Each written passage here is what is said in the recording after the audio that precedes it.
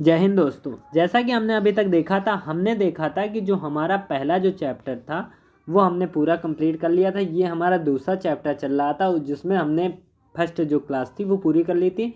इसमें हमने 10 क्वेश्चन को डिस्कस किया था कि किस प्रकार से क्वेश्चन आए थे पिछली बार और इस बार कैसे आ सकते हैं। तो इसी तरह हम प्रीवियस ईयर्स के जो क्वेश्चन हैं वो लगा रहे हैं। तो आप जो जो इलेक्ट्रॉनिक्स वाले हैं वो सारे कमेंट में हाँ लिख के भेजिए कि हाँ कि हम इलेक्ट्रॉनिक्स वाले हैं।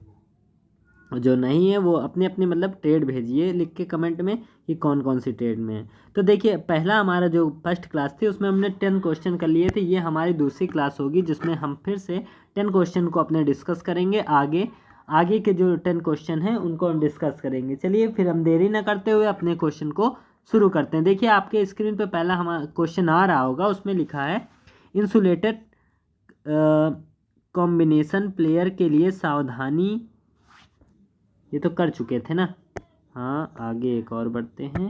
ये कर चुके हैं, ये भी कर चुके हैं, ये हाँ ये वाला हमारा क्वेश्चन है। देखिए क्या लिखा है ये क्वेश्चन। तो एक और क्वेश्चन था वो हम बाद में बता देंगे आपको। चलिए एक अच्छा सा हम रंग ले लेते हैं। कौन सा कलर लेते हैं आज? ये हाँ ये कलर लेते हैं। चलिए हम स्टार्ट करते हैं। जो देखिए पहला क्वेश्चन है वो क्या लिखा है आपकी स्क्रीन पे। ये है हमारा पहला क्वेश्चन। इसके अलावा भी एक क्वेश्चन था वो हम लास्ट में जो है वो लिख के बता देंगे कि वो क्वेश्चन क्या था। चलिए हम नहीं लिख पाए हैं, मतलब फ़ोटो खींचे थे लेकिन पता नहीं कहाँ वो चला गया। हमारे हिसाब से तो यही था लेकिन ये दो बार यही क्वेश्चन हो गया। तो कोई बात नहीं, हम उसको भी डिस्कस कर लेंगे। चलिए तो जिसने भी अभी तक लाइक सब्सक्राइब शेयर ना किया हो, नए नए वीडियो देखने आए हो, तो पहले भैया लाइक सब्सक्राइब शेयर कर दो। उसके बाद ही ये वीडियो देखो। चलो देखिए हमारा पहला जो क्वेश्चन है वो हमारा क्या है, 11वां नंबर का क्वेश्चन। इसमें लिखा है पेचकस का प्रयोग करते समय क्या क्या सावधानी रखोगे। पेचकस आप यूज़ कर रहे हो तो पेचकस यूज़ करते समय आप क्या क्या सावधानी को बरतोगे कि जिससे कि आपका हाथ में लगे ना पेच। ठीक, तो आप क्या क्या सावधानी रखोगे। तो हमारा जो पहला ऑप्शन है वो क्या लिखा, पेच के आकार के अनुसार पेचकस का चयन करें। पेच की सबसे पहले हम ये देखेंगे कि पेच कितना बड़ा है। पेच बड़ी साइज का पेच है कि छोटी साइज का, उसी साइज का हम पेचकस यूज़ करेंगे। कि पेचकस के हैंडल पर हैमर से चोट नहीं मारेंगे। तो क्या मतलब पेचकस है, पेचकस के ऊपर हथौड़ा चलाओगे, ऐसा चला करोगे? ऐसा तो होता नहीं। इसका प्रयोग चौरसी के स्थान पर नहीं करेंगे। इसका प्रयोग जो चौरसी होता है उस वहाँ पे इसका यूज़ जो है हम नहीं करेंगे। तो इस और उपयुक्त तो सभी, इसका राइट आंसर क्या होगा ये आप बताइए। इसका राइट आंसर क्या होगा?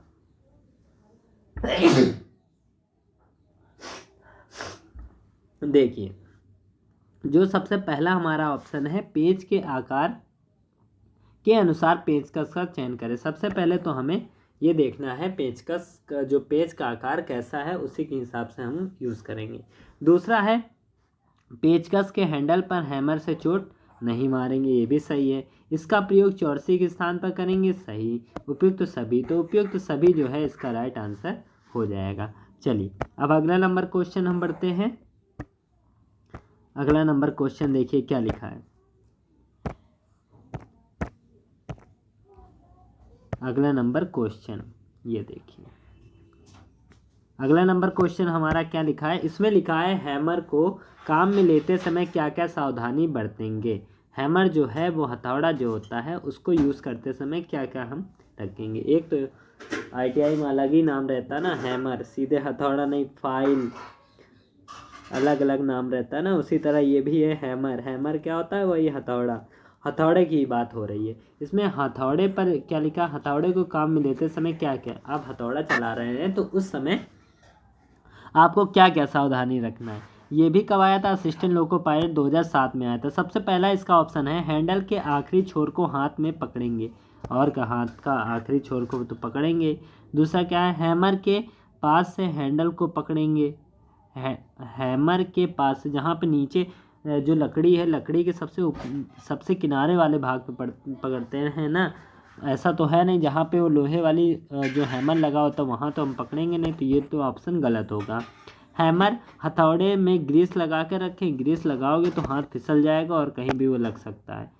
अरे अगला नंबर, ढीले हैंडल से भी कार्य करेंगे, नहीं ढीले से नहीं, कहीं निकल गया ना तो किसी लग जाएगा, खोपड़ी ओपड़ी खुल जाएगी उसकी। अगला नंबर हमारा क्या है, अगला नंबर देखिए क्वेश्चन क्या लिखा है, ये लगाइए। चलिए आपकी स्क्रीन पे ये आया क्वेश्चन, देखिए क्वेश्चन क्या लिखा है हमारा, लिखा है हैंड ड्रिल मशीन के लिए क्या क्या सावधानी, जो ड्रिल मशीन होती है उसके लिए क्या क्या सावधानी हम बरतेंगे। देखिए पहला हमारा ऑप्शन क्या लिखा है, ड्रिल बिट जॉ में अच्छी तरह कसेंगे कि मशीन को चलाते समय हैंडल को सीधा दबाएंगे, कि धातुओं की चद्दर से छेद करने से पहले सेंटर पंच से निशान लगाएंगे, उपयुक्त सभी। तो इसमें सबसे पहले आप इसमें क्या क्या करेंगे, जो ड्रिल मशीन होता है उसका आप यूज़ कैसे करेंगे, इसमें ये पूछा गया। ये भी हमारा कब आया था, देख लीजिए कब आया था ये क्वेश्चन। ये जो क्वेश्चन आया था वो RRB Gorakhpur assistant loco pilot 2006 में आया था, ठीक है। तो देखिए पहला जो हमारा ऑप्शन है वो लिखा है ड्रिल बिट जॉ में अच्छी तरह कसेंगे। सबसे पहले जो उसका रॉड जो होती है उसको अच्छी तरीके से कसेंगे, ये तो बात सही है। मशीन को चलाते समय हैंडल को सीधा दबाएंगे, सही है, ये भी सही है भाई। अगला नंबर, धातुओं की चद्दर में छेद करने से पहले सेंटर पंच से निशान करेंगे, पहले तो निशान लगाएंगे ना कहाँ कहाँ पे छेद करना है। उपयुक्त सभी, तो उपयुक्त सभी इसका राइट आंसर हो जाएगा। चलिए अब हम बढ़ते हैं कौन सा क्वेश्चन, 15 नंबर क्वेश्चन। देखिए 15 नंबर क्वेश्चन क्या लिखा है, 15 नंबर देखिए क्वेश्चन क्या लिखा है, 15 नंबर क्वेश्चन लिखा है ट्राई स्क्वायर के आधार से मार्किंग ब्लेड कितने कोण पर लगा होता है। ट्राई स्क्वायर के आधार से मार्किंग ब्लेड कितने कोण पर लगा होता है, ये बताना है, कितने कोण पर लगा होता है। तो देखिए कितने कोण पर लगा होता है बताइए, 45 के एंगल पे लगा होता है कि 90 में लगा होता है, 180 की 120। तो देखिए ये RRB Malda assistant loco pilot 2006 में ये पूछा गया था। तो ट्राई स्क्वायर के आधार से मार्किंग ब्लेड कितने कोण पर लगी होती है, ये बताना है। जो ट्राई स्क्वायर, सबसे पहले हम ये देखते हैं इसकी जो स्टील ब्लेड होती है ट्राई स्क्वायर की, तो वो कितनी होती है। वो जो होती है वो ब्लेड जो होती है एक तो 15 सेंटीमीटर की भी होती हैं, 20 सेंटीमीटर की होती हैं और 30 सेंटीमीटर की होती हैं। कितने सेंटीमीटर की होती हैं, 15, 20, 30 सेंटीमीटर की होती हैं। क्या ट्राई स्क्वायर के आधार से मार्किंग ब्लेड कितने कोण पर लगा होता है, ये हमें बताना है। तो सबसे पहले हमने ये जाना जो उसकी ब्लेड होती है वो कितने सेंटीमीटर की होती है। जो ब्लेड होती हैं 3 साइज की आती हैं, एक 15 सेंटीमीटर की, 20 सेंटीमीटर की, 30 सेंटीमीटर की आती है। अब इसमें हमें क्या बताना था, हमें ये बताना था जो कोण होगा वो कितने एंगल पे होगा। जो इसका कोण होता है वो कितने एंगल पे होता है, 90 डिग्री पे होता है। कितने डिग्री पे होता है, हाँ कितने डिग्री पे, 90 डिग्री पे। चलिए अब हम बढ़ते हैं अगला नंबर क्वेश्चन। देखिए अगला नंबर क्वेश्चन क्या लिखा है, ये हमारा है कौन सा number, 15 number question. 15 number question देखिए क्या 15 नंबर क्वेश्चन लिखा है, इसमें लिखा है लकड़ी का बना हथौड़ा होता है, लकड़ी का जो बना हथौड़ा होता है। तो बताइए RRB assistant Mumbai assistant loco pilot में 2006 में ये पूछा गया था। तो इसमें हमारा क्या लिखा है, लकड़ी का बना हथौड़ा होता है, कैसा होता है, मैलेट की बॉल पिन हैमर होता है कि क्रॉस पिन हैमर होता है कि स्टेट पिन हैमर होता है, कौन सा होता है ये बताना है, ये कौन सा होता है। देखिए तो देखिए ये जो हमारा है लकड़ी का बना हथौड़ा जो होता है वो कैसा होता है, वो मैलेट का बना होता है। काहे का बना होता है, मैलेट का बना होता है। ठीक है, ये काहे का बना होता है? मैलेट का बना होता है। चलिए अगला नंबर हम क्वेश्चन बढ़ते हैं। अगला नंबर क्वेश्चन क्या लिखा है, ये देखिए अगला नंबर जो क्वेश्चन है वो क्या लिखा है। अगला नंबर हमारा क्वेश्चन लिखा है, इसमें लिखा है वायर स्टीपर के आगे के भाग में इंसुलेशन हटाने के लिए प्रयुक्त कटर का आकार होता है। जो आकार होता है क्या होता है? तो पहला देखिए इसका आकार क्या वी शेप का होता है कि टी शेप का होता है कि ओ शेप का होता है कि उपयुक्त में से कोई नहीं। वायर स्टीपर के आगे के भाग में इंसुलेशन हटाने से प्रयुक्त कटर का आकार, कटर का जो आकार होता है वो कैसा होता है हमें ये बताना है। वो कटर का आकार जो होता है वो कैसा होता है। तो देखिए जो ये जो होता है वो कटर का जो वो होता है क्या बोलते हैं आकार जो होता है वो किस शेप का होता है? वो होता है वी शेप का होता है। ठीक है, किस शेप का थोड़ा बाबू थोड़ा धीरे देखिए क्या है, ये है किस शेप का होगा? ये होगा वी आकृति का होगा। कैसा होगा? वी आकृति का। जो वायर स्टीपर के आगे के भाग में इंसुलेशन हटाने के लिए प्रयुक्त जो कटर का आकार होगा वो किस शेप का होगा? वो वी शेप का होगा। जो इसकी लंबाई जो होती है वो कितनी, ये भी आप याद रखिएगा। इसकी जो लंबाई होती है वो 20 सेंटीमीटर की होती है। काहे कि जो वायर स्टीपर जो होता है उसकी लंबाई 20 सेंटीमीटर की होती है और किस शेप का होता है? वी शेप का होता है। आगे के भाग में इंसुलेशन हटाने के लिए प्रयुक्त कटर का जो आकार होता है वो 20 सेंटीमीटर का होता है और कैसा होता है? वी आकार का होता है। अगला देखिए हम अगला नंबर क्वेश्चन देखिए क्या लिखा है। अगला नंबर क्वेश्चन जो है वो 18वां नंबर क्वेश्चन है। देखिए 18वां नंबर 17 नंबर देखिए इसमें लिखा है बेंच वाइज के लिए सत्य कथन कौन सा है? बेंच वाइज के लिए सत्य जो कथन है वो कौन सा होगा? देखिए जो ये कब आया था? RRB Guwahati assistant loco pilot 2000 कितने आया था? 2006 में आया था। कब आया था ये? 2006 में आया था।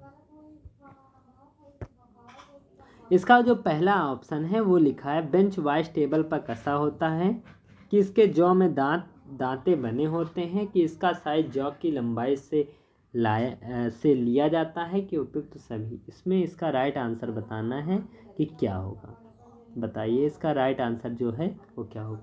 जो बेंच वाइज के लिए प्रयुक्त कथन है, जो बेंच वाइज टेबल पर कसा होता है, हाँ वो टेबल पर जो होता है वो कसा होता है। दूसरा इसके जौ में दांते बने होते हैं, हाँ। इसका साइज जौ की लंबाई से लिया जाता है, हाँ। तो उपयुक्त सभी, तो इसका राइट आंसर क्या होगा? उपयुक्त सभी। जो बेंच वाइज होता है ये सभी ऑप्शन उसके लिए राइट होंगे।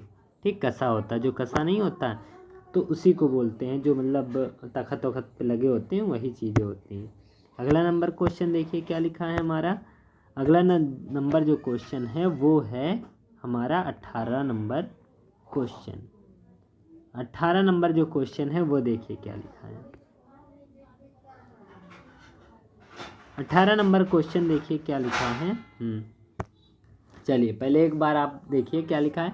लिखा है एक बेहद सख्त स्क्रू को टाइट या ढीला करने के लिए उपयोग में लाया जाने वाला स्क्रू ड्राइवर को क्या कहते हैं? जो बेहद सख्त हो स्क्रू को टाइट या ढीला करने के लिए क्या, ये रांची में आया था। रांची का जब पेपर था असिस्टेंट लोको पायलट 2005 में आया था। इसका पहला जो ऑप्शन है वो लिखा है इंस्ट्रूमेंट स्क्रू ड्राइवर की, स्टेट स्क्रू ड्राइवर की, इम्पैक्ट स्क्रू ड्राइवर की, टेपर्ड विंग्स स्क्रू ड्राइवर। तो इसका राइट आंसर क्या होगा ये आपको बताना है। एक बेहद सख्त स्क्रू ड्राइवर है तो इसका जो राइट आंसर होगा वो होगा इस इम्पैक्ट स्क्रू ड्राइवर का यूज़ करते हैं। कोई चीज़ बहुत ही ढीला या कसा होता है तो उसके लिए हम इम्पैक्ट स्क्रू ड्राइवर का यूज़ करते हैं। चलिए अगला नंबर क्वेश्चन हम बढ़ते हैं जो हमारा है 19 नंबर क्वेश्चन। देखिए 19 नंबर क्वेश्चन क्या है।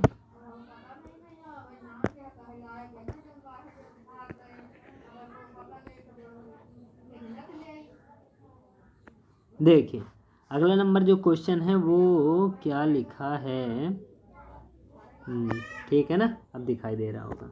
देखिए लिखा है निम्न का उपयोग गहरी छिद्र में स्क्रू को फिट करने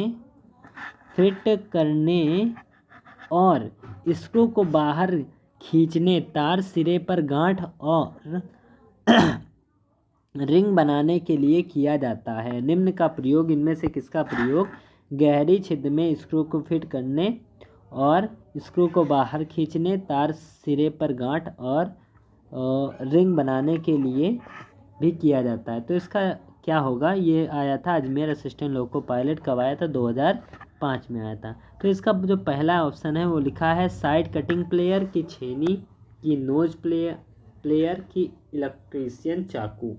निम्न में से किसका प्रयोग गहरी छिद्र में स्क्रू को फिट करने और स्क्रू को बाहर खींचने और तार सिरे पर गांठ और रिंग बनाने के लिए किया जाता है। तो इसका राइट आंसर क्या होगा, नोज प्लेयर। क्या होगा इसका राइट आंसर, जो नोज प्लेयर होता है उसका हम यूज़ इसके लिए किया जाता है। किसका, नोज प्लेयर का यूज़ किया जाता है। अब हम इस वीडियो का लास्ट क्वेश्चन बढ़ते हैं जो अभी तक हमने नहीं आया था। कहने का ये है कि जो क्वेश्चन हमने जो था वो फ़ोटो नहीं सही से खींची तो थी, लेकिन वो कहाँ चली गई पता नहीं। देखिए तो हम ये वाला क्वेश्चन हम लगा लेते हैं। देखिए क्या लिखा है, हमारा लिखा है क्वेश्चन, फेज टेस्टर जो होता है हमारा, फेज टेस्टर को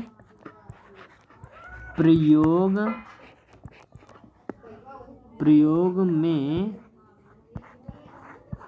लेते समय क्या सावधानी, जो फेस का जो वो होता है, क्या बोलते हैं, टेस्टर नहीं आप यूज़ करते हैं, देखते हैं कि करंट आ रहा है कि नहीं, उसमें सावधानी करने के लिए क्या क्या सावधानी आप बरतेंगे। उसमें सावधानी बतानी है कि मतलब करंट आपको ना मार सके, इसके लिए आप क्या करेंगे।